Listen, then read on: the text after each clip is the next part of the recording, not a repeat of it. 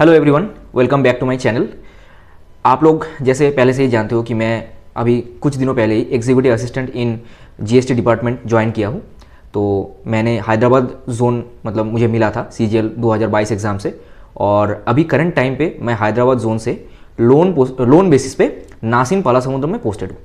तो आज के इस वीडियो में हम पूरा जानेंगे कि ईए का वर्क प्रोफाइल कैसा रहता है, इसका ज्वाइनिंग प्रोसीडियर कैसे कंप्लीट होता है और इसका पोस्टिंग कहाँ कहाँ होता है, ये सब डिटेल में हम लोग आज डिस्कस करेंगे। और जॉब प्रोफाइल में थोड़ा डिटेल में जितना मैंने प्रीवियस वर्किंग ईए से जितना भी कुछ जाना है, नॉलेज गैदर किया है, वो आज के वीडियो में मैं आपसे शेयर करने वाला हूँ।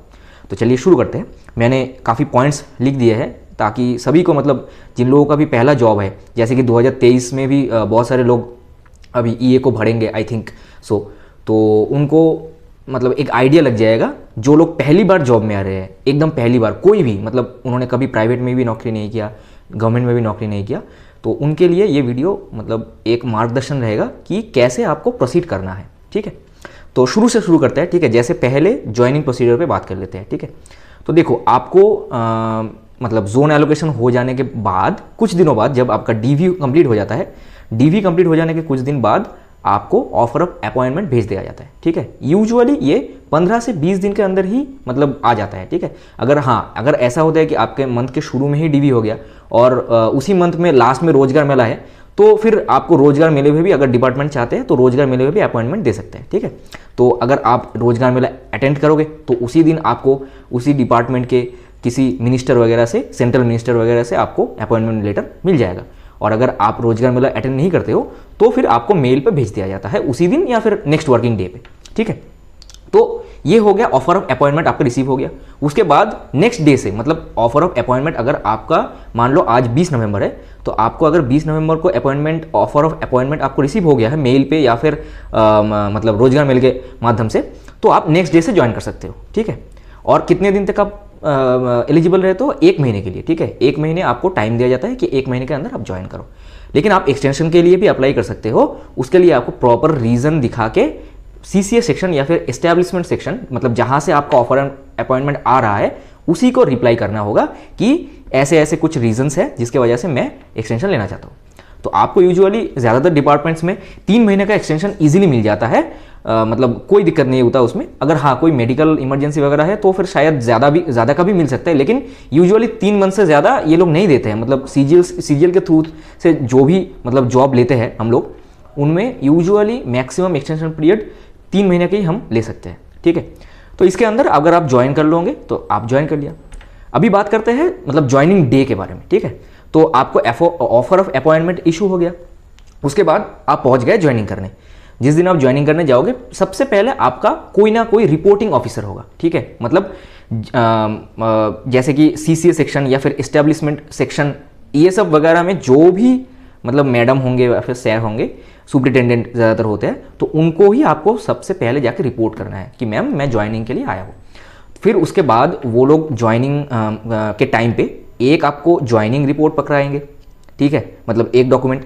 दूसरा डॉक्यूमेंट आपका रहेगा एलटीसी के बारे में। एलटीसी का full form most probably leave travel concession, ऐसा कुछ होता है, मुझे ठीक से याद नहीं है। वहाँ पे आपको अपना होम टाउन का डिक्लेरेशन देना है कि मेरा होम टाउन ये है, तो कभी अगर ट्रैवल कंसेशन का ज़रूरत पड़े तो मैं क्लेम कर सकता हूँ, ऐसे करके कुछ रहता है। ठीक है, तीसरा होता है ओथ एंड एफर्मेशन, एक लेटर रहता है। वो आपके जो ऑफिसर है, कोई भी गैजेटेड ऑफिसर है, जैसे कि चीफ अकाउंट्स ऑफिसर या फिर ऐसे इक्विवेलेंट कोई पद है जो कि गैजेटेड है, वो ऑफिसर आपको ओथ दिलवाते हैं। ठीक है, वहाँ पे लिखा होता है कि मैं भारत के कॉन्स्टिट्यूशन का मान सम्मान करूंगा, अपने ड्यूटी को बहुत अच्छे से मेंटेन करूंगा और करप्शन वगैरह नहीं करूंगा, ये सब लिखा हुआ रहता है। तो ये वो रीड करते हैं और आपको उनके बाद रीड करना होता है। ऐसा एक लेटर रहता है। ठीक है, ऐसे करके 3-4 लेटर रहेंगे जो सिर्फ आप फॉर्मेलिटीज है। ठीक है, वहाँ पे आपको सिर्फ सिग्नेचर करना है, अपना डिजिग्नेशन लिखना है, और अगर कहीं पे वो भी लिखा आ सकता है कि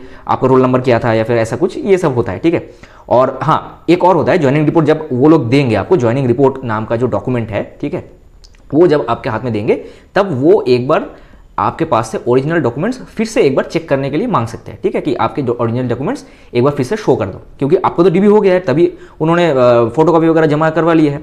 तो आपसे एक बार फिर से वो लोग आस्क कर सकते हैं कि आप एक बार फिर से ओरिजिनल डॉक्यूमेंट्स दिखा दो, जैसे कि हमारे हैदराबाद में ऐसा हुआ था, ठीक है। तो उसके बाद नॉर्मल प्रोसीजर है ये, मतलब डॉक्यूमेंट्स वगैरह पे आप सिग्नेचर करोगे, उसके बाद आप चले जाओगे जिनके पास से आपको ओथ लेना है उनके पास चले जाओगे, वो सिग्नेचर करेंगे, आपको ओथ दिलवाएंगे and you are joined, you are in the service, ठीक है। तो ये हो गया ज्वाइनिंग प्रोसीडियर, ठीक है। इसमें कुछ दिमाग लगाने वाला नहीं है, आपको अपने पूरे पूरे डॉक्यूमेंट्स ले जाने हैं, और हाँ फोटोज़ वगैरह भी लेके जाइएगा क्योंकि इनका लग सकता है, मतलब जो पासपोर्ट साइज फोटोज़ होते हैं वो लग सकते हैं, ठीक है। तो ये हो गया ज्वाइनिंग प्रोसीडियर। इसके बाद यूजुअली आप लोगों को बोला जाएगा कि आप आज या फिर 1-2 दिन के अंदर आप चले जाओ अपने डिपार्टमेंट के अपने जोन के अकाउंट सेक्शन पे, ठीक है। क्योंकि ज्वाइन करने के बाद ही आपको सैलरी अकाउंट या फिर वो जो बोलते हैं एनपीएस अकाउंट, ये सब जो होता है, प्राण रजिस्ट्रेशन ये सब जिसको बोलते हैं, वो सब करना जरूरी है, ठीक है। क्योंकि आप नौकरी ज्वाइन कर रहे हो, ठीक है, किसी भी डेट को ज्वाइन कर रहे होगे आप, सबसे पहले आपका एक एम्प्लॉई आईडी जनरेट होना चाहिए, ठीक है, कि आप इस डिपार्टमेंट के एम्प्लॉय हो, ऐसा एक आईडी आपका यूनिक जनरेट होना चाहिए। क्योंकि वो आईडी से ही फिर सब कुछ आगे प्रोसीड होगा, जैसे कि एनपीएस हो गया, प्राण जिसको बोलते हैं वो हो गया, उसके बाद पीएफएमएस अकाउंट बनता है, ठीक है, उसके बाद एनआईसी में मैपिंग होता है आपके मतलब आईडी का, जिससे आप फिर ई ऑफिस, ठीक है, अभी डिपार्टमेंट्स में क्या है, ज़्यादातर काम ऑनलाइन शिफ्ट हो रहा है, ठीक है। तो ई ऑफिस नाम का एक सॉफ्टवेयर चलता है वहाँ पे, तो वहाँ पे मतलब आपको रजिस्ट्रेशन के लिए ये सब कुछ का रिक्वायरमेंट पड़ेगा, ठीक है। और सैलरी तो आनी है, उसके लिए आपका पीएफएमएस वगैरह बनना जरूरी है, सैलरी अकाउंट, लीव अकाउंट है, ठीक है, छुट्टी वगैरह लोगे आप, उन सब का मतलब ये सब जो रहता है, ये सब का आपको मतलब खुद से कराना होगा। अगर आपके कोई बैचमेट है जो आपके साथ ही ज्वाइन हुआ, फिर तो आप लोग साथ में करवा सकते हो, ठीक है। तो यूजुअली आपको उसी दिन या फिर नेक्स्ट डे आपको भेजा जाएगा अकाउंट सेक्शन में कि आपको सारे डॉक्यूमेंट्स जमा करने हैं, जैसे कि बैंक का वो हो गया, बैंक का फ्रंट पेज या फिर कैंसिल चेक हो गया, उसके बाद आपका पैन कार्ड हो गया, अगर बनवाया है ऑलरेडी, अगर नहीं बनवाया तो फिर भाई बनवा लो, ठीक है। पैन कार्ड सब जगह चाहिए भाई, क्योंकि यहाँ पे आधार कार्ड सिर्फ एड्रेस प्रूफ के लिए यूज़ होता है और किसी काम में नहीं आता वो। जहाँ पे भी जो कुछ भी यूज़ होता है यहाँ पे पैन कार्ड से ही सब कुछ होता है, ठीक है। क्योंकि आपका अभी टैक्स वगैरह भी बनेगा, ठीक है, आप सर्विस ज्वाइन कर रहे हो मतलब आपका टैक्स वगैरह भी बनेगा, ठीक है। तो पैन कार्ड बनाना जरूरी है, आप जल्दी से जल्दी बना लो, क्योंकि वहाँ पे तो लिखा ही होता है, अटेस्टेशन फॉर्म जब आता है वहाँ पे लिखा ही होता है पैन कार्ड इफ अवेलेबल। तो आपके पास अगर अवेलेबल नहीं है तो आपको जल्दी से जल्दी बनवा लेना है, ठीक है।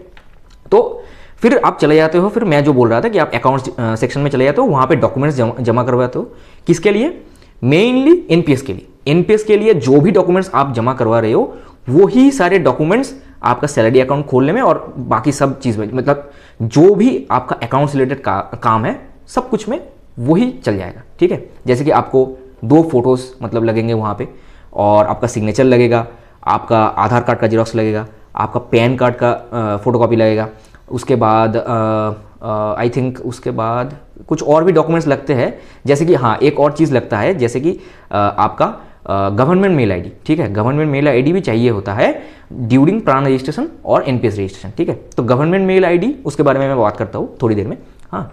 तो ये सारे हो गए, मतलब अकाउंट्स डिपार्टमेंट में आपको सारे डॉक्यूमेंट्स जमा करवा देने हैं अपने। एनपीएस का फॉर्म जो होता है वो अकाउंट्स डिपार्टमेंट में आप जाते ही आपको तुरंत दे देंगे वो लोग, ऑफलाइन वाला। और किसी किसी जगह पे जैसे कि हैदराबाद में ऐसा चल रहा है अभी कि वो लोग बोलेंगे कि आप एक बार ऑनलाइन फिलअप करो और 2 कॉपी आप ऑफलाइन में भी देके जाओ, ठीक है, ऐसा वो लोग बोल रहे हैं। मुझे पता नहीं है क्यों बोल रहे हैं, क्योंकि ये पूरा काम अभी ज़्यादातर जगहों पे ऑनलाइन ही हो जाता है, लेकिन हैदराबाद ऑफिस में ऐसा है कि वो लोग ऑनलाइन मतलब वो भी मांग रहे हैं, ऑनलाइन भी फिल करने को बोल रहे हैं, और उसके बाद वो लोग ऑफलाइन में भी 2 कॉपी मांग रहे हैं, ठीक है। तो आपको पहले तो ऑफलाइन कॉपी जमा करवा देना है, उसके बाद वो लोग वो करते हैं कि पीएफएमएस में आपका एक अकाउंट वो लोग बनाते हैं, ठीक है। आपको एक यूज़र नेम देंगे और पासवर्ड पकड़ा देंगे कि ये लो आपका यूज़र नेम और पासवर्ड, फिर वहाँ पे लॉगिन करके आपको पीएफएमएस का प्राण रजिस्ट्रेशन जो होता है, प्राण का मतलब है परमानेंट रिटायरमेंट अकाउंट नंबर, ठीक है, मतलब अब ज्वाइन होते ही पहले दिन ही आपका रिटायरमेंट डेट कब होगा वो तय हो जाता है, ठीक है। तो ये प्राण नंबर जो होता है, ये प्राण नंबर हम पीएफएमएस से ही मतलब लॉगिन करके pfms.com या फिर .co.in ऐसा कुछ होगा शायद उसका URL, वहाँ पे जाके प्राण रजिस्ट्रेशन पे क्लिक करते ही आपको आएगा कि डू यू हैव ऑलरेडी अ प्राण अकाउंट, तो आप नो पे क्लिक करोगे क्योंकि आपका पहला जॉब है। फिर वहाँ पे पूरा डिटेल्स फिल करना है, एड्रेस वगैरह रहता है, ठीक है, उसके बाद आप किस सेक्टर में वर्किंग हो, आपका मम्मी पापा का नाम क्या है, एनपीएस में आपको कौन कौन को नॉमिनी में डालना है, ये सब पूरा वगैरह वहाँ पे रहता है। तो ये आपको अच्छे से फिल कर देना है, ठीक है। लेकिन ये तभी होगा जब आप ऑफलाइन पेपर जमा करवाओगे, ठीक है, क्योंकि ऑफलाइन पेपर जमा करवाने के बाद ही वो लोग PFMS लॉगिन का एक आपको आईडी और पासवर्ड देंगे जनरेट करके, फिर वहाँ पे लॉगिन करके आपको ऑनलाइन वाला भी भर देना होगा, ठीक है। और उसके बाद ये चला जाता है DDO के पास, ठीक है। DDO का फुल फॉर्म शायद डिस्ट्रीब्यूशन एंड समथिंग ऑफिसर रहता है। मतलब ज़्यादातर केसेस में क्या होता है कि मतलब जो एक सेक्शन रहता है जो आपका सैलरी पूरा कंट्रोल करते हैं, उनके पास चला जाता है, ठीक है। उसके बाद ये जाता है प्रिंसिपल अकाउंट्स ऑफिसर, मतलब आपका जो जोन है, हर जोन का एक प्रिंसिपल अकाउंट्स ऑफिसर या फिर PAO होता है, जो ही सैलरी को मतलब अप्रूव करते हैं, ठीक है। लास्ट साइनिंग अथॉरिटी वही है, वो अप्रूव करेंगे तो ही आपका सैलरी आएगा, ठीक है। तो उनके पास जाता है, वो अगर चेक करते हैं सब डॉक्यूमेंट्स अगर सही है तो फिर वो सिग्नेचर वगैरह कर देंगे और फिर आपका PFMS रजिस्ट्रेशन कंप्लीट हो जाएगा, प्राण रजिस्ट्रेशन कंप्लीट हो जाएगा और आपको फिर 2-3 दिन में यूजुअली प्राण नंबर आपका हो जाता है, मतलब, ठीक है। उसके बाद एक कार्ड भी आपको आएगा, मतलब मेल वगैरह आएगा आपको, ठीक है, कि आपका प्राण नंबर जनरेट हो चुका है, आप इसको डाउनलोड कर लीजिए। और वैसे भी प्राण एक फिजिकल कार्ड भी आपको डिपार्टमेंट से मिलेगा, ठीक है। तो ये हो गया प्राण और अकाउंट्स के बारे में, क्योंकि ये काफ़ी लोग नहीं जानते। जैसे कि मुझे बहुत दिक्कत हुआ, क्योंकि मैं तो हैदराबाद में नहीं हूँ अभी। हैदराबाद से मुझे लोन बेसिस पे मतलब पाला समुद्रम भेज दिया गया है। वैसे मैं अभी पाला समुद्रम गया नहीं हूँ, मैं अभी बेंगलोर में हूँ, क्योंकि पाला समुद्रम नासिंग जो है वो अभी तक सही तरीके से पूरी तरीके से मतलब फंक्शनल नहीं है, इसीलिए उसका पूरा काम बेंगलोर से ही कंट्रोल हो रहा है, ठीक है। तो मैं तो यहीं पे हूँ, इसीलिए मैंने पहले दिन ही मतलब सब कुछ जमा वगैरह करवा के मैं आ गया बेंगलोर, ठीक है। तो आपको इसीलिए मतलब दिक्कत ना हो, इसलिए मैं सब कुछ पहले से ही बता दे रहा हूँ कि आपको क्या क्या जमा करवाना है और क्या क्या मतलब ध्यान रखना है कि कुछ क्या करना है। हाँ, और एक बात कि आप जब भी PFMS या फिर प्राण अकाउंट रजिस्ट्रेशन करोगे, वहाँ पे बैंक डिटेल्स, IFSC कोड, ये सब बहुत अच्छे से मतलब सही तरीके से आप डाल देना, ठीक है। क्योंकि फिर अगर कोई दिक्कत होगा या फिर कोई वो रहेगा, एरर रहेगा, तो फिर आपको फिर से मतलब फॉर्म रिफिल करने के लिए बोला जाएगा, ठीक है। तो ये ना हो, इसलिए आप पहले से ही सब कुछ सही करके भरिएगा, यही मेरा मतलब सजेशन रहेगा, ठीक है। तो हाँ, PFM और प्राण में सैलरी अकाउंट आपका जो क्रिएट होगा, वहाँ पे बैंक अकाउंट लगेगा। तो आप पहले से ही एक सेविंग्स अकाउंट का आप करवा लीजिएगा, ठीक है। कोई भी बैंक का चलता है, यूजुअली सब लोग SBI का ही करवाते हैं, लेकिन कोई भी बैंक का चल जाता है, मतलब उतना कोई दिक्कत नहीं है, ठीक है। तो ये हो गया अकाउंट्स, NPS और सैलरी वगैरह के बारे में मैंने डिस्कस कर लिया अभी। उसके बाद हम आ जाते हैं थोड़ा, हाँ, गवर्नमेंट मेल ID पे थोड़ा आ जाते हैं। तो देखो आपका मतलब जो कुछ भी आपका रहेगा ना, आपका Gmail ID कुछ काम का नहीं है अभी, ठीक है। आपका Gmail ID मतलब यही तक था, वो डॉसियर तक, SSC के डॉसियर डिपार्टमेंट में भेजने तक, वही तक आपका Gmail ID काम आएगा, ठीक है। उसके बाद आपका गवर्नमेंट मेल ID बनेगा, जिसमें सब कुछ आएगा आपका, ठीक है। जो आपके मतलब ग्रुप A ऑफिसर्स होंगे, वो कुछ भी आपको काम पकड़ाएंगे या फिर कुछ भी फाइल वो भेजेंगे, तो वो सब कुछ गवर्नमेंट मेल ID पे ही भेजेंगे, ठीक है। तो इसके लिए आपका एक गवर्नमेंट मेल ID होना ज़रूरी है। तो ये कहाँ बनता है? ये यूजुअली हर पेरेंट कमिश्नरेट में एक कंप्यूटर सेक्शन होता है, ठीक है। वहाँ पे जाके आपको रिपोर्ट करना है और बोलना है कि मैं यहाँ पे नया एम्प्लॉय आए हूँ। तो वो एक एक्सेल शीट पर पकड़ाएंगे कि यहाँ पे आप डाल दो अपना बेसिक डिटेल्स, जैसे कि नाम, डेट ऑफ बर्थ, ये सब वगैरह डाल दो। और आपका अगर कोई विलिंगनेस है, मतलब आप कस्टमाइज एक गवर्नमेंट ID मतलब ऐसा बनवाना चाहते हो, जैसे कि मैंने मतलब अपने तरीके से जो लिखा था वही मुझे मिल गया, ठीक है। तो ऐसा आप डाल सकते हो वहाँ पे, वरना वो फिर खुद से भी कर देते हैं, जैसे आप गूगल में करते हो डिट्टो वैसा ही है, ठीक है। मतलब उतना कोई दिक्कत नहीं है। तो इसमें बहुत टाइम लगता है, ठीक है। यूजुअली इसमें 7 दिन तो लग ही जाते हैं, ठीक है। मेरा जल्दी बन गया था, क्योंकि मेरे को ये लोग इधर लोन बेसिस पे भेज रहे थे, तो इसीलिए मेरे को एक दिन में रिलीव करना था इनको, तो इसीलिए ये लोग मेरा government mail ID Hyderabad zone में एक दिन में ही बन गया, ठीक है। वरना ये यूजुअली 5 से 7 दिन तो लगता है, या उससे ज़्यादा भी लगता है कभी कभी। जैसे कि मेरे जो कलीग्स हैं हैदराबाद में, उनका 20 दिन लग गया था बनने में, ठीक है। तो ये कंप्लीटली निर्भर करता है कि दिल्ली में कितना मतलब फास्ट काम होगा, क्योंकि ये इन्फॉर्मेशन जो आपसे कलेक्ट किया जाता है वो फिर जाता है दिल्ली से फिर गवर्नमेंट मेल ID बन के आता है, ठीक है। तो ये आपको कंप्यूटर सेक्शन में जाके बस अपना बेसिक वो डाल देना है, बस हो गया, और कुछ मतलब वैसा दिक्कत नहीं है, ठीक है। ये हो गया गवर्नमेंट मेल ID के बारे में। इसके बाद हम लोग थोड़ा बात कर लेते हैं पोस्टिंग के बारे में, ठीक है। तो देखो, जैसे ही आप ज्वाइन करते हो तुरंत आपको सेक्शन अलॉट नहीं होता है, मतलब 2-4 दिन मतलब ऐसे ही आप जाते हो, मतलब बैठे रहते हो। अगर सीनियर ऑफिसर ने आपको कुछ करने को बोला तो करते हो, या फिर मतलब घूमते हो, ऐसे ही करते हैं, मतलब लोग उतना कुछ रहते नहीं है। मतलब 5 हफ्ता 10 दिन ऐसे चल जाता है, ठीक है। उसके बाद क्या होता है, आपका एस्टैब्लिशमेंट ऑर्डर निकलता है डिपार्टमेंट की तरफ से कि हाँ, इनको ये सेक्शन मिला है, ठीक है। जैसे कि किसी भी आप जोन में सिलेक्टेड हो जाओ जीएसटी में, मैं जीएसटी के बारे में ही बात कर रहा हूँ क्योंकि बाकी डिपार्टमेंट्स के बारे में उतना नॉलेज नहीं है। तो जीएसटी में क्या है कि मतलब पेरेंट कमिश्नरेट एक है, ठीक है, जो आपका हेड ऑफिस जीएसटी भवन रहता है, ठीक है। उसके अलावा भी बहुत सारे कमिश्नरेट रहते हैं। कमिश्नरेट के अंदर बहुत सारे डिवीजन ऑफिसर्स रहते हैं। डिवीजन ऑफिसर्स के अंडर में बहुत सारे रेंज ऑफिसर्स होते हैं, ठीक है। तो यूजुअली ईए और टीए ये जो है इनका वर्क प्रोफाइल मतलब जैसा है उस हिसाब से इन लोगों को कभी भी रेंज पोस्टिंग मिलता नहीं है। मतलब रेंज पोस्टिंग बहुत ही मतलब रेयर दिखा जाता है।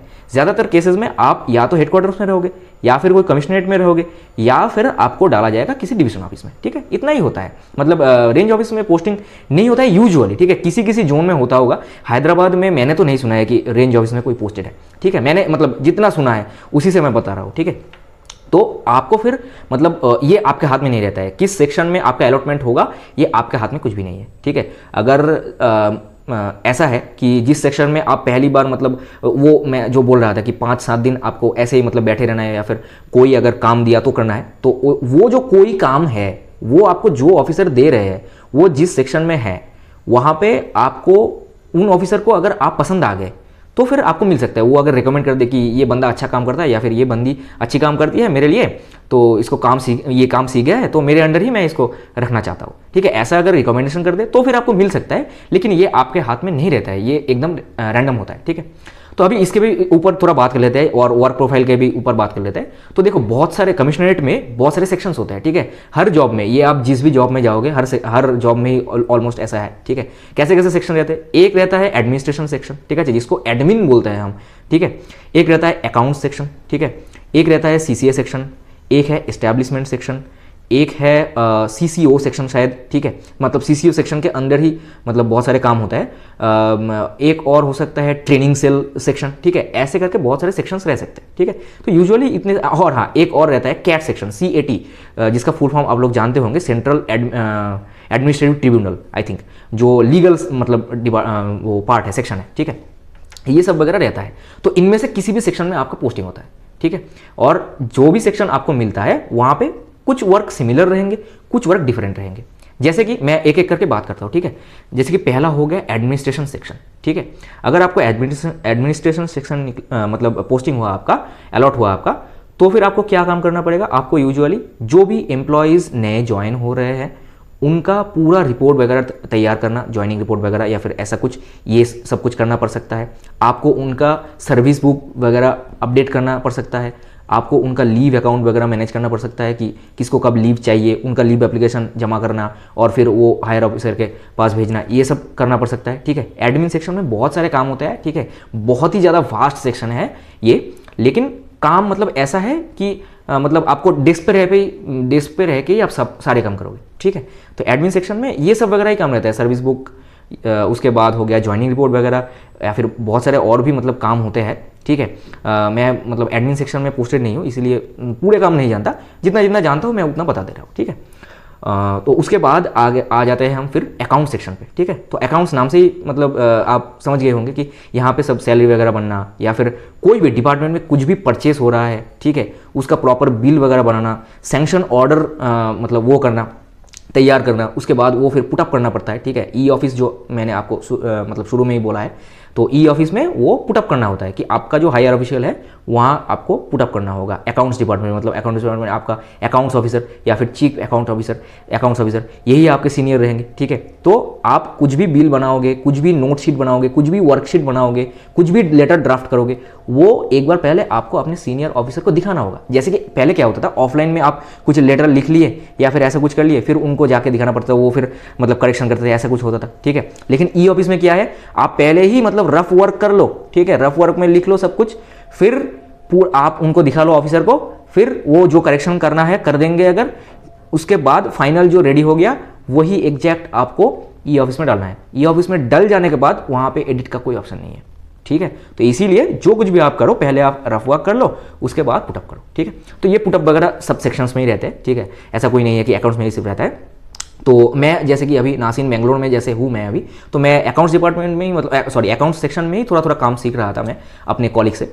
तो वहीं से मुझे ये सब कुछ पता चल रहा है। तो यहाँ पे आप काम क्या करते हो, जैसे कि कोई भी परचेज हो गया, मैंने बोला कोई भी परचेज हो गया उसका बिल प्रिपेयर करना, सैंक्शन ऑर्डर प्रिपेयर करना, वेंडर डिटेल्स प्रिपेयर करना। जेम पोर्टल पे मतलब आपका काम रह सकता है कि जेम एक पोर्टल होता है, ठीक है, शायद इसका फुल फॉर्म मुझे याद नहीं आ रहा है। मतलब ये गवर्नमेंट का खुद का ये है कि गवर्नमेंट को अगर कोई भी डिपार्टमेंट को कुछ खरीदना है तो जेम पोर्टल से वो लोग इजीली खरीद सकते हैं। वहाँ पे बिडिंग वगैरह होता है, ठीक है, जो प्राइस पसंद है उस हिसाब से होता है। ये हायर ऑफिसर से करते हैं, आप ऑर्डर वगैरह नहीं करते हो।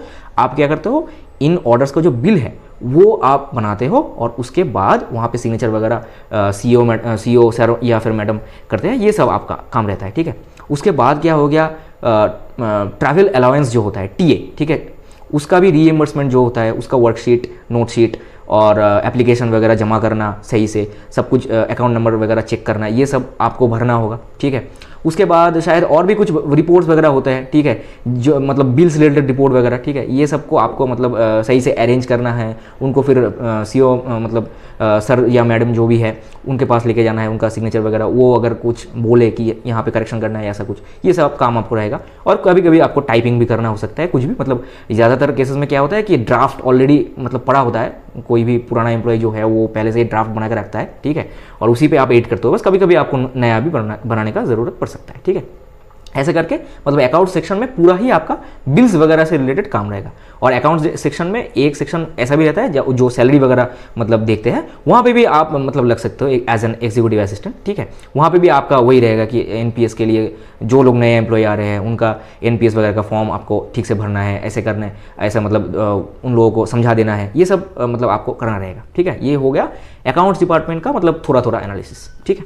इसके बाद हम आ जाते हैं सीसीए सेक्शन और एस्टैब्लिशमेंट सेक्शन। तो देखो ये दोनों सेक्शन ऐसा है कि ये दोनों सेक्शन ही सारे पुराने और नए एम्प्लॉयज़ का डेटा मतलब इकट्ठा रखते हैं, ठीक है। पुराने एम्प्लॉयज़ का डेटा मतलब उनका सीनियरिटी लिस्ट, ठीक है, कि कौन कब ज्वाइन किया है, उस हिसाब से एक सीनियरिटी लिस्ट बनता है, जिस हिसाब से ही आप फर्दर प्रमोट होते हो, ठीक है। सीनियरिटी लिस्ट के हिसाब से ही आप प्रमोट होते हो। आपको काम का कोई मतलब वो नहीं है कि आप जितना ज़्यादा काम करोगे उतना ज़्यादा जल्दी प्रमोशन होगा, ये नहीं है, एक कॉर्पोरेट नहीं है, ठीक है। यहाँ पे सीनियरिटी लिस्ट के हिसाब से मतलब वो होता है। और एक वो भी रहता है कि नए एम्प्लॉय जो भी ज्वाइन कर रहे हैं उनका डॉक्यूमेंट वेरिफिकेशन करवाना और वो सब रिकॉर्ड्स वगैरह मेंटेन करना, उनका ज्वाइनिंग रिपोर्ट देना, उनको अगर कहीं पे अलग जगह पे भेजना है, जैसे कि रिलीफ रिपोर्ट इसको बोलते हैं, ठीक है। मैं इसमें आता हूँ थोड़ी देर में कि रिलीफ रिपोर्ट कब मिलता है, ठीक है। तो ये सब वगैरह बनाना, ये सब सारा काम होता है सीसीए और एस्टैब्लिशमेंट सेक्शन में। और भी कुछ काम होता है जैसे कि प्रमोशन वगैरह देखते हैं, मतलब कब किसका प्रमोशन आ रहा है, डीपीसी बोलता है इसको, शायद फुल फॉर्म मुझे नहीं मालूम है उतना क्योंकि मैं सीसीए सेक्शन में रहा नहीं हूँ। अगर मतलब टाइम हुआ तो सीसीए सेक्शन में अपने हैदराबाद में जो पोस्टेड है मैं उनका एक मतलब इंटरव्यू लाने का कोशिश करूँगा या फिर उनका एक्सपीरियंस शेयर करने का कोशिश करूँगा। सीसीए सेक्शन में बहुत ज़्यादा काम रहता है, ठीक है, हेक्टिक वर्क लाइफ रहता है, ठीक है। इसके बाद बात करते हैं थोड़ा कैट सेक्शन। कैट सेक्शन मुझे तो उतना नॉलेज नहीं है, लेकिन ये लीगल मतलब मैटर्स देखता है, ठीक है। मतलब यहाँ पे एक सुपरिटेंडेंट या फिर ऐसे कोई बड़े ऑफिसर पोस्टेड रहेंगे जिनके अंडर में आपको सब कुछ मतलब वो मतलब कोई केस अगर चल रहा है तो उसके ऊपर सही से कमेंट वगैरह करना, सब सही से मतलब देखना, ये सब लीगल वगैरह का काम होता है। इसमें मतलब आपको थोड़ा सीखना पड़ेगा, ठीक है। जैसे कि एडमिन सेक्शन या फिर अकाउंट सेक्शन या फिर सीसीए सेक्शन में आप जल्दी सीख जाओगे सब कुछ, लेकिन लीगल सेक्शन में आपको सीखने में थोड़ा टाइम लग सकता है, ठीक है, क्योंकि हम लोगों को मालूम नहीं होता है लॉ के लैंग्वेजेस वगैरह, ठीक है, तो इसलिए आपको टाइम लग सकता है थोड़ा सा, ठीक है। बाकी आपको सिखाने के देखो, आपको जो जोन मिल रहा है वहाँ के आपके सीनियर ऑफिसर जो है मतलब आपका जो बॉस है, ठीक है, अगर हम आसान भाषा में बोले तो आपका जो बॉस है वो अगर बहुत सही है तो आपको अच्छे से काम सिखा देंगे। और आपके अगर कॉलीग्स अच्छे हैं, ठीक है, आपके कॉलीग्स के ऊपर भी डिपेंड करता है, क्योंकि जैसे कि अपने यहाँ पे मतलब अपने नासिन में मेरा एक कॉलीग है जो टीए है, ठीक है, वो ज्वाइन किए थे सीजीएल 2019 से आई थिंक, ठीक है। तो अब वो अभी भी टीए ही है, वो ये तक प्रमोट नहीं हुए हैं, तो वो काफ़ी अच्छे हैं, ठीक है। वो मुझे मतलब अकाउंट्स का बहुत सारा काम उन्होंने मुझे सिखा दिया है कि कैसे बिल हम भेजते हैं, बिल जनरेट कैसे करते हैं, ठीक है, ये सब उन्होंने सिखा दिया है। और भी मतलब अकाउंट सेक्शन में बहुत सारे काम होते हैं, जैसे कि जो एम्प्लॉयज़ है, ठीक है, कोई भी एम्प्लॉय हो सकते हैं, वो लेवल 7 हो सकते हैं, सीनियर ऑफिसर्स हो सकते हैं, उन सभी का जो मतलब वो रहता है ट्रैवल अलाउंस जो रहता है उसका भी प्रॉपर बिल बनवाना पड़ता है, ठीक है। मतलब अगर ऑफिस के काम से आप कहीं पे जा रहे हो, ठीक है, जैसे कि ज़्यादातर तो ग्रुप ए ऑफिसर्स ही जाते हैं इसमें, तो अगर ऑफिस के काम से आप कहीं पे जाते हो दूर, मतलब जैसे कि आप अगर बेंगलोर में हो, अगर आपको किसी काम की वजह से आपको दिल्ली भेजा जा रहा है, ठीक है, ऑफिस वर्क के लिए, तो उस टाइम पे अगर आप मतलब ट्रैवल अलाउंस जो है, मतलब सॉरी, आप जो ट्रैवल करते हो उसका जो भी खर्चा रहता है एक लिमिट में, वो आपको रीइम्बर्स हो जाता है। इसके लिए भी आपको एक प्रॉपर डॉक्यूमेंट सबमिट करना है और उसके बाद ये रीइम्बर्स हो जाता है। तो इसका भी जो बिल बनता है वो अकाउंट सेक्शन ही देखता है। हाँ, तो टीए रीइम्बर्समेंट का जो कैलकुलेशन वगैरह रहता है, ठीक है, मतलब ऐसा नहीं है कि आप कुछ भी अमाउंट डाल दो और आपको मतलब ट्रैवल अलाउंस मिल जाएगा, ऐसा नहीं होता है, ठीक है। उसका एक प्रॉपर रूल है कि लेवल 6 को कैसा मिलेगा, लेवल 7 को कैसा मिलेगा, लेवल 10 को कैसा मिलेगा, ऐसा एक रूल है, ठीक है।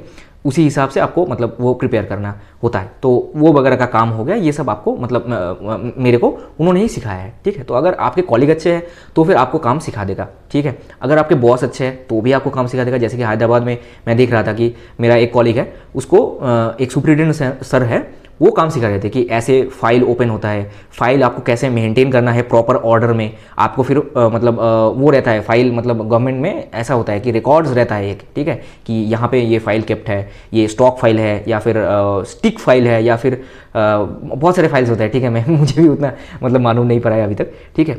तो ऐसे करके रहता है, ठीक है। तो ये हो गया मतलब पूरा वर्क प्रोफाइल। तो आप जितना समझ पाए होगे इससे ज़्यादातर आपका मतलब टीए और ईए जो होते हैं, इन दोनों का काम सीबीआईसी में लगभग सेम ही है, मतलब सेम ही है, लगभग क्या मैं बोलूँ, सेम ही है, ठीक है।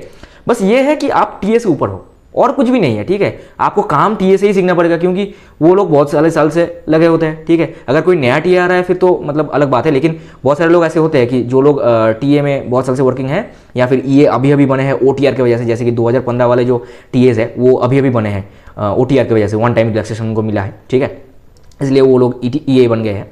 तो उनसे ही आपको, पुराने एम्प्लॉयज से ही आपको काम सीखना पड़ेगा, ठीक है। तो मैं तो यही बोलूँगा कि आप जब भी ऑफिस ज्वाइन के लिए जा रहे हो, आप सबसे पहले ये माइंडसेट आपको बनाना होगा कि मुझे जिससे भी सीखना पड़े मैं सीख लूँगा, चाहे वो एमटीएस ही क्यों ना हो, ठीक है। क्योंकि हमें कई बार ऐसा भी होता है कि एमटीएस को फाइल वगैरह अरेंज करना प्रॉपर ऑर्डर में आपसे बेहतर आता होगा, ठीक है। तो आपको एटीट्यूड ऐसा रखना है कि कोई भी काम हो, किसी से भी हो, मैं सीख लूँगा। ऐसा कुछ नहीं करना है कि हाँ मैं तो इतना अच्छा रैंक करके आया हूँ, मैं तो AIR 100 हूँ, तो मैं क्यों काम सीखूँ किसी से, कोई मुझे सिखाएगा मैं क्यों बोलूँ उसको, या फिर अपने छोटे एम्प्लॉयज से क्यों सीखूँ, मैं अपने बड़ौड़ी का किसी से सीखूँगा। ऐसे एटीट्यूड आपको नहीं रखना है। आपको जहाँ से भी सीखने को मिले आपको सीखना है, ठीक है। क्योंकि CBIC डिपार्टमेंट एक ऐसा डिपार्टमेंट है जहाँ पे आप अगर काम करोगे तो मतलब आपको सब लोग पहचानेंगे। डिपार्टमेंट में आपको कभी भी कोई भी मतलब वो चाहिए, हेल्प चाहिए, मिल जाएगा आपको, ठीक है। मतलब अपने साउथ के ऑफिस में तो ऐसे ही है, ठीक है। बाकी ऑफिस के बारे में मैं तो जानता नहीं हूँ, ठीक है, लेकिन CBIC के साउथ के ऑफिस में ऐसे ही है। जैसे कि मैं यहाँ पे पहले दिन से ही काम करने लग गया, ठीक है, मैं बैठा नहीं रहा, कुछ भी ये मुझे बोलते हैं वो मैं कर देता हूँ, ठीक है। मतलब कुछ भी मतलब जो भी मतलब हेल्प करना बोलते हैं, जैसे कि वो टैक्स असिस्टेंट जो है, मेरा काम नहीं था ना, मैं अकाउंट सेक्शन में मेरा कोई काम नहीं है, क्योंकि नासिन पालासमुद्रम जब तक मुझे नहीं भेज रहे हैं, लिटरली यहाँ पे मेरा कोई काम नहीं है। और जब तक ई ऑफिस नहीं रेडी हो जाता तब तक कोई काम होता भी नहीं है वैसे, ठीक है। आप सिर्फ दूसरों को असिस्ट कर सकते हो। तो मैंने अपने टीओ को, मतलब कॉलीग जो है मेरा टीए, उनको बोला कि आप मुझे थोड़ा थोड़ा काम सिखाते रहो, आप जो भी काम सिखाओगे मैं थोड़ा थोड़ा सीख लूँगा। तो वो बोल रहे हैं कि मैं तो अकाउंट सेक्शन में हूँ, तो मैं आपको अकाउंट्स का काम ही सिखा सकता हूँ। तो मैंने बोला ठीक है सीख लेता हूँ। तो वही PFMS वगैरह पे मैं थोड़ा थोड़ा सिखाऊँ, अभी थोड़ा थोड़ा सिखाऊँ, ज़्यादा तो नहीं सिखाऊँ, ठीक है। तो ऐसे ही आपका वर्क प्रोफाइल मोटा मोटा अगर हम कहें तो इन शॉर्ट यही बोलूँगा मैं कि आपका ये पूरा डेस्क जॉब है। एक क्लरिकल टाइप का फील ही आपको आएगा, ठीक है। लेकिन हाँ, ये एक बात है कि मतलब क्लरिकल टाइप का वर्क करने के लिए भी आपको अच्छा पे कर रही है सरकार, कि आपको सब कुछ प्रॉपर तरीके से हर वक्त अरेंज करके रखना होगा, ताकि आपके सीनियर ऑफिसर्स आपको डांट ना पाए, ठीक है। आप कुछ भी अगर उलट पुलट करोगे या फिर ऐसा कुछ करोगे, फिर वो लोग आपको डांटेंगे, क्योंकि वो लोग ज़्यादातर सुपरिटेंडेंट है, IRS है, बहुत सारे मतलब ईयर्स से वो लोग सर्विंग में है, ऐसा कुछ है, ठीक है। तो आपको डांट सकते हैं फिर, ठीक है। अगर आपको डांट मतलब नहीं खाना है तो आपको मतलब काम अच्छे से सीखना होगा अपने कॉलीग से या फिर अपने इक्विवेलेंट किसी से, ठीक है। इनसे आप सीखिएगा काम अच्छे से और सही से सब कुछ मतलब सही ऑर्डर में और सही हायरार्की में आपको सब कुछ मेंटेन करना रहेगा, ठीक है। अगर ऐसा आप करोगे, अगर आप एक अच्छा एम्प्लॉय बन जाओगे, फिर वहाँ पे आपका पहचान रहेगा कि आपको अगर कुछ भी मतलब वो हो, हेल्प चाहिए, आप मतलब मांग सकते हो।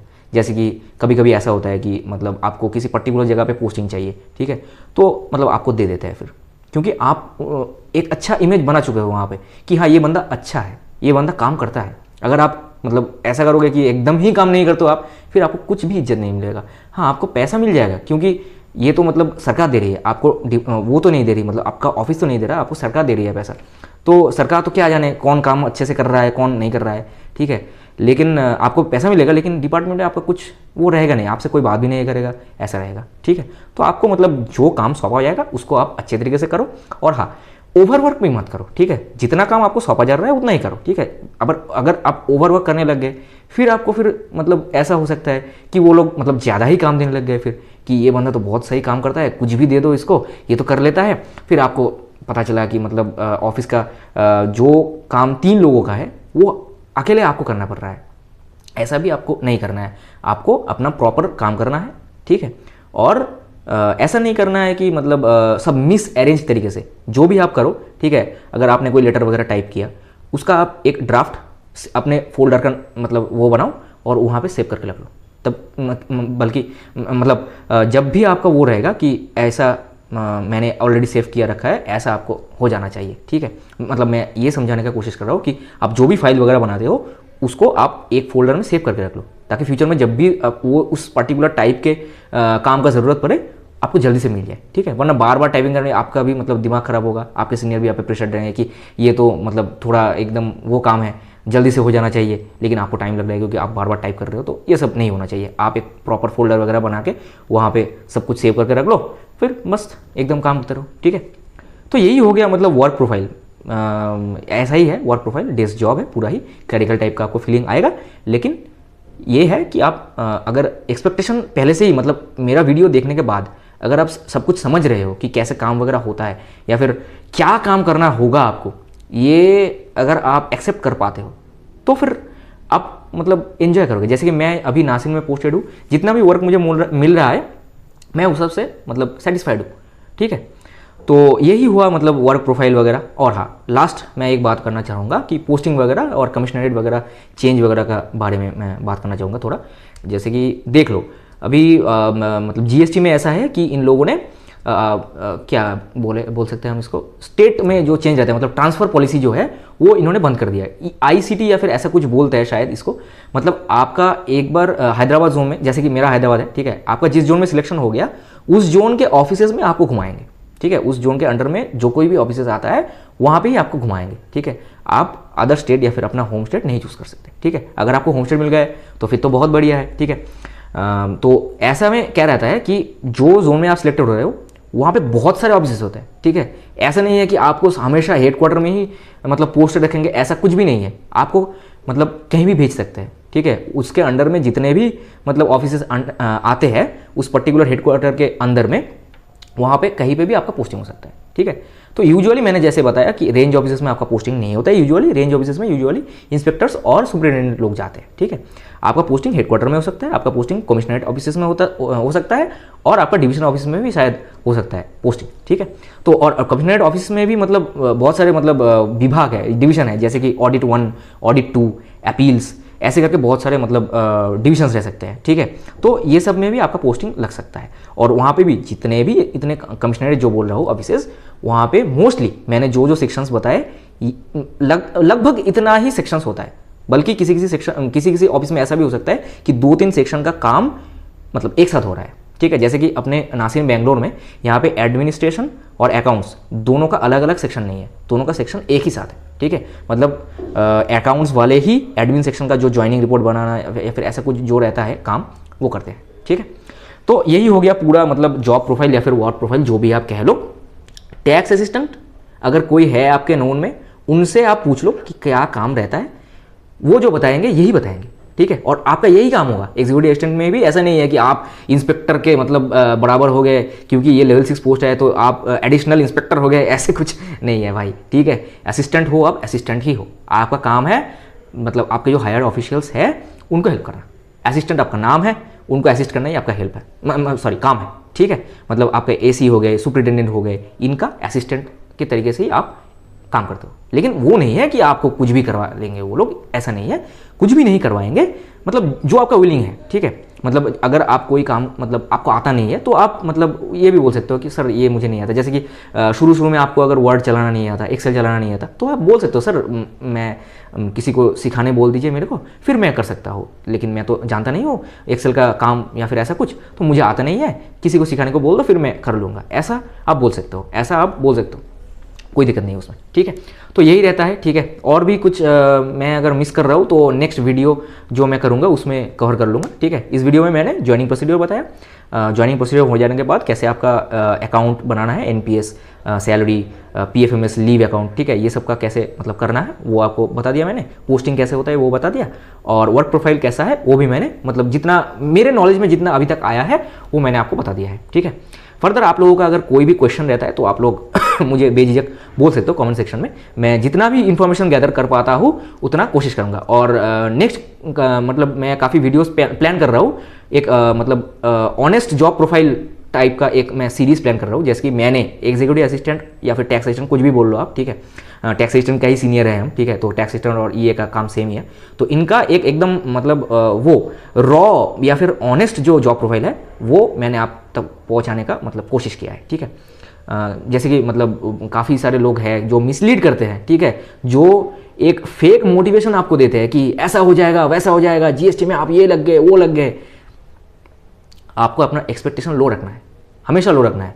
और उसके बाद अगर आपका वो हुआ जो यूट्यूबर्स बताते हैं कि आप ये हो जाओगे वो हो जाओगे, कंधे पे 3 सितारे, ऐसा कुछ जो फर्जी मोटिवेशंस वगैरह रहते हैं, इन सब से आप जितना बच के रहोगे उतना सही है, ठीक है। वैसे भी मैं प्लान कर रहा हूँ, जैसे मैंने बोला कि मतलब इनकम टैक्स या फिर कैग में ऑडिटर वगैरह, अकाउंटेंट वगैरह, इन सब का जो भी ऑनेस्ट जॉब प्रोफाइल है एकदम, कि आपको कैसा काम करना है एकदम ऑनेस्ट, कि यही काम आपको करना रहेगा, ऐसे करके मैं एक वीडियो सीरीज प्लान कर रहा हूँ। देखते हैं, मतलब मेरे नोन में बहुत सारे लोग हैं बहुत सारे डिपार्टमेंट्स में अभी, तो उनसे मैं मतलब रिव्यू वगैरह लेके या फिर उनका ही मतलब डायरेक्ट इंटरेक्शन अगर करवा पाऊँ तो मैं ये कोशिश करूँगा, ठीक है। बाकी आपको अगर कुछ भी डाउट है या फिर कुछ भी वो है वो आप मुझे कमेंट सेक्शन में पूछते हो, हाँ पूछ सकते हो। और लास्ट एक बात बता दूं कि एग्जीक्यूटिव असिस्टेंट जो है वो एक लेवल 6 का पोस्ट है, ठीक है। इसका ग्रेड पे 4200 है। आपका मोटा मोटा अभी 46% जो डीए हो गया है उसके हिसाब से आपका मोटा मोटा 60,000 सैलरी बनेगा अगर आप एक सिटी में पोस्टेड हो। अगर आप वाई सिटी में हो तो फिर मतलब 3-4 हज़ार माइनस कर लो, और जेड सिटी में अगर पोस्टेड हुआ तो फिर मतलब लगभग 52 के इन हैंड आएगा, ठीक है। ये इन हैंड में बोल रहा हूँ after deducting NPS contribution and CGHS contribution, ठीक है। अच्छा, और एक बात मैं बताना भूल गया कि सीजीएचएस नाम का भी एक फैसिलिटी रहता है, सेंट्रल गवर्नमेंट हेल्थ स्कीम शायद इसको बोलते हैं, ठीक है। ये एक कार्ड आपको बनवाना होगा अगर आप विलिंग हो, मतलब अगर आप आपको चाहिए सीजीएचएस कार्ड तो आप बनवाओ, ना बनवाओ तो भी कोई दिक्कत नहीं है, ठीक है। मतलब अगर आपका ऐसा है कि मतलब आपके पेरेंट्स वगैरह बीमार पड़ते हैं या फिर ऐसा कुछ, और आप मतलब कम खर्चे में उसको अवेल करना चाहते हो, सरकारी नौकरी का होता है ना हम लोगों के अंदर में कि मेडिकल वगैरह में बहुत सारे फैसिलिटीज़ मिल जाते हैं, तो वो फैसिलिटी यही है सीजीएचएस कार्ड। तो ये सीजीएचएस कार्ड सॉरी, बहुत सारे मतलब जो टॉप हॉस्पिटल्स होते हैं वहाँ पे यूजुअली एक्सेप्टेड होता है, ठीक है। और ये अगर आपने बनवा लिया और आपका जो वर्क लोकेशन है वहाँ अगर आपका सीजीएचएस कार्ड कवरेज है, ठीक है, इसका भी मतलब बहुत सारा रूल्स वगैरह है कि कहाँ पे कवरेज है कहाँ पे कवरेज नहीं है, ये सब का बहुत ज़्यादा रूल्स वगैरह है, ठीक है। तो अगर आप वो बनवा लेते हो फिर बहुत चीप रेट में आप ट्रीटमेंट करवा सकते हो, ठीक है। और फिर उसको मतलब जो भी ट्रीटमेंट करवा लिया आपने उसको पूरा आप रीइंबर्स करवा सकते हो। एक लिमिट होता है, मतलब वो भी रूल्स वगैरह है, मेडिकल बिल वगैरह का रूल्स वगैरह है, तो वो आपको प्रॉपर चैनल के थ्रू सब कुछ भर के देना होगा और उसके बाद आपका रीएम्बर्स हो जाता है। मतलब मान लो कि किसी ट्रीटमेंट में नॉर्मल प्राइवेट में आपको शायद 50,000 खर्चा लग रहा है, तो वो सीजीएचएस कार्ड के थ्रू आपका 10-15 हज़ार में भी निपट सकता है, ठीक है। और आपको पूरा मतलब अमाउंट वापस भी आ जाएगा, ठीक है। ये मतलब फ़ायदा है। इसके लिए आपको सीजीएचएस कार्ड बनवाना होता है और उससे मतलब हर महीने एक कॉन्ट्रीब्यूशन मतलब कटता है, जैसे कि शायद लेवल 7 तक सबका 650 रुपया कटता है सीजीएचएस के लिए, ठीक है। तो यही सब था, मतलब जितना मतलब मेरे एंड से हो पाया मैं वो बता दिया हूँ आप लोगों को। बाकी आपका अगर कुछ भी डाउट है आप पूछ सकते हो कमेंट सेक्शन में। और हाँ, ये मत पूछना, मैं एक सीरियस रिक्वेस्ट आप सभी से कर रहा हूँ, ठीक है, कि कभी भी किसी को भी आप ये मत पूछना कि करप्शन वगैरह क्या है, यूटीएम वगैरह क्या है, ये किसी को भी आप मत पूछना, ठीक है। ये एक बहुत ही एम्बैरेसिंग क्वेश्चन है सभी के लिए, ठीक है, सभी के लिए, जो कोई भी है, ठीक है, लेवल 6 हो गया, लेवल 7 हो गया, कुछ भी है, ये क्वेश्चन भूल के भी किसी को भी मत पूछिएगा, ठीक है। ये मेरा आप लोगों से रिक्वेस्ट है, ठीक है। अच्छा, ये सब कुछ तो हो गया। लास्ट एक थिंग बच रहा है, जैसे कि लोन बेसिस और डेपुटेशन बेसिस का, जो कि मैंने बोला था कि मैं बता दूंगा आप लोगों को। तो देखो, आप जब पोस्टेड होते हो उसके बाद अगर ऐसा रहता है कि किसी ऑफिस में स्टाफ शॉर्टेज है और वहाँ पे एम्प्लॉयज़ चाहिए, तो अदर जोन से या फिर अपने जोन के अंडर ही अदर ऑफिसेस से वो लोग एम्प्लॉय उधार मांग सकते हैं। इसी को बोलते हैं लोन बेसिस पोस्टिंग, ठीक है। तो जैसे कि मैं अभी लोन बेसिस पोस्टिंग पे हूँ नासिन पालासमुद्रम। आप लोगों को मालूम है या फिर नहीं, मैं नहीं जानता। नासिन फरीदाबाद जो है, जो कि दिल्ली में है, वो हेडक्वार्टर जो है नासिन का, मतलब वो पूरा शिफ्ट होकर नासिन पालासमुद्रम में आ रहा है अभी, ठीक है। तो यहाँ पे अभी स्टाफ शॉर्टेज है, इसीलिए नासिन पालासमुद्रम में, इसीलिए हैदराबाद जोन से मतलब हम लोगों को लाया गया है लोन बेसिस पे कि आप लोग आओ यहाँ पे वर्क करो, ठीक है। और भी बहुत सारे जोन से आए हैं, जैसे कि कोची मतलब केरला से भी आए हैं कुछ लोग वाइजैक से भी आए हैं, ठीक है। तो ऐसे करके मतलब ऐसे ही है, executive assistant, tax assistant, steno, उसके बाद सुपरिटेंडेंट हो गए, इंस्पेक्टर हो गए, बहुत सारे लोग यहाँ पे आए हैं लोन बेसिस पे अभी, ठीक है। हम लोगों का अभी तक तो जाना नहीं हुआ है नासिन पालासमुद्रम। जब जाएंगे हम लोग तब वहाँ का भी एक वीडियो करने का मैं कोशिश करूँगा कि कैसा है वहाँ पे वर्क कल्चर या फिर ऐसा कुछ, क्योंकि अभी वो मतलब अभी नया नया बना है, पूरा वर्क कंप्लीट भी नहीं है, लेकिन हम लोगों को वहाँ पे ही पोस्टिंग मिला है लोन बेसिस पे, ठीक है। और एक होता है डेपुटेशन बेसिस, ठीक है।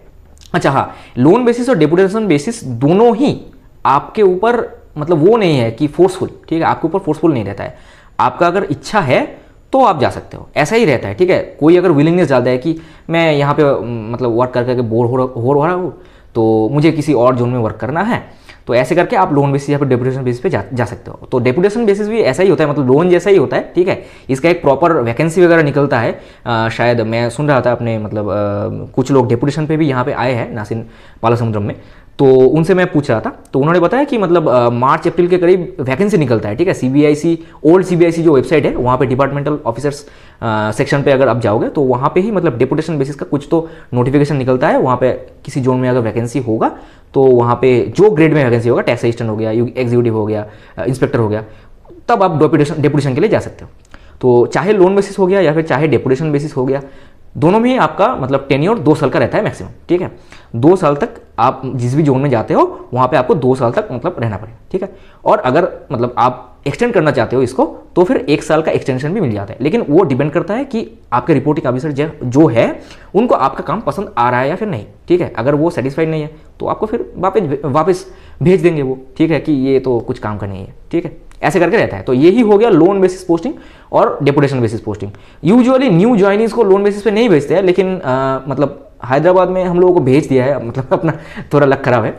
तो जो भी हो, कुछ भी मतलब ऐसा नहीं है कि बहुत ज़्यादा दिक्कत है या फिर ऐसा कुछ, आप अनविलिंगनेस डाल सकते हो, ऐसा कोई दिक्कत नहीं है। हम लोगों को मतलब ऑन अलॉटमेंट ही भेज दिया था, मतलब ज्वाइनिंग भी नहीं हुआ था मेरा, तभी मेरा ऑर्डर इशू हो गया था।